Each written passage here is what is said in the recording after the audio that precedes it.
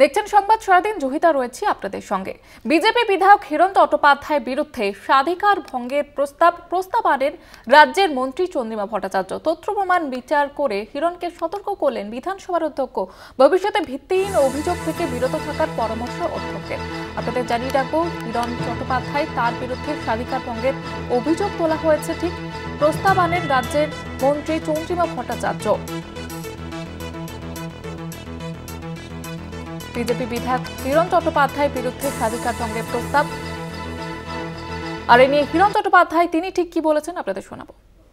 কিছু করতে পারলো না, কোনো অ্যাকশন নিতে পারলো না বলে আরেক কশন দিলাম। কি কশন না, ওই ডকুমেন্টে আমার সই নেই কেন? আপনারা বলুন, যদি আপনি নিশ্চয়ই আপনারা যারা আইন জানেন, যদি কোনো জিনিস আপনি ইমেলে পাঠান, ডিজিটালি পাঠান, তাদের সিগনেচারের দরকার হয় না। তো এইটুকু আইনে উনি জানেন না, উনি নাকি আইনজ্ঞ, উনি নাকি আইন নিয়ে পড়াশোনা করেছেন। আমি তো ওই জন্য আগের দিন ওনাকে বললাম যে আপনি এত বড় স্পিকার, আপনি তো এমএলএ আমার মতন, আপনি আইন করেন, আমিও আইন করেছি।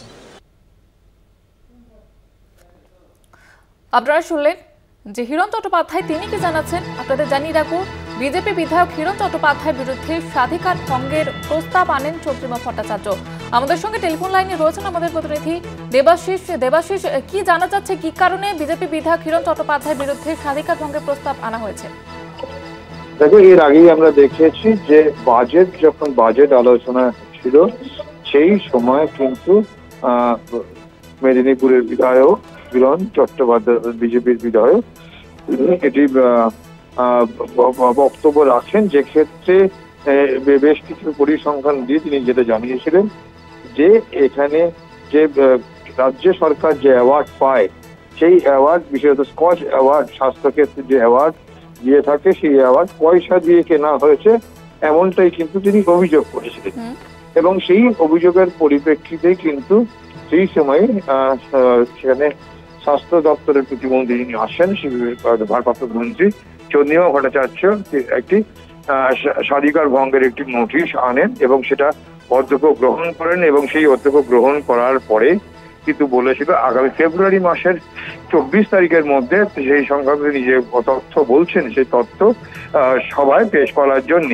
এবং তার পরবর্তীকালে আজকে অধ্যক্ষ যেটা জানান যে আজকে সেই অধ্যক্ষ সেটাকে প্রিভিলেজ কমিটিতে পাঠিয়েছিল এবং প্রিভিলেজ কমিটির রিপোর্ট আজকে তিনি যেটা জানিয়েছেন, যে রিপোর্ট তার কাছে পেশ করেছেন, তিনি একটি সিদ্ধান্ত নিয়েছেন যে হিরণ চট্টোপাধ্যায় 25 তারিখে দেওয়ার পরও তিনি আবারও সময় চেয়েছিলেন। তারপর তিনি কিছু পেপার দিয়েছেন, যে পেপার পরীক্ষা করে দেখা গিয়েছে প্রিভিলেজ কমিটি যারা দেখেছে, সে তার মর্মে যে সিদ্ধান্ত, সেই সিদ্ধান্ত সেক্ষেত্রে যে তথ্য তিনি দিয়েছেন সেই তথ্য সঠিক নয়। অর্থাৎ হিরণ চট্টোপাধ্যায় বিধানসভাকে কিন্তু যে তথ্য দিয়েছে সে তথ্য বিকৃত তথ্য।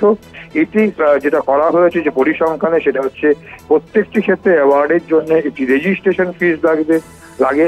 সেই ক্ষেত্রে রাজ্য সরকার 11 লক্ষ টাকা ফিস বাবদ, রেজিস্ট্রেশন বাবদ জমা দিয়েছিল। অর্থাৎ এই সদনকে মিসগাইড করা হয়েছে, ভুল তথ্য দেওয়া হয়েছে। যেহেতু তিনি প্রথমবারের জন্য বিধায়ক হয়েছেন, তাই সেই প্রথমবারের বিধায়ক হয়ে তাকে সতর্ক করে ছেড়ে দেওয়া হলো।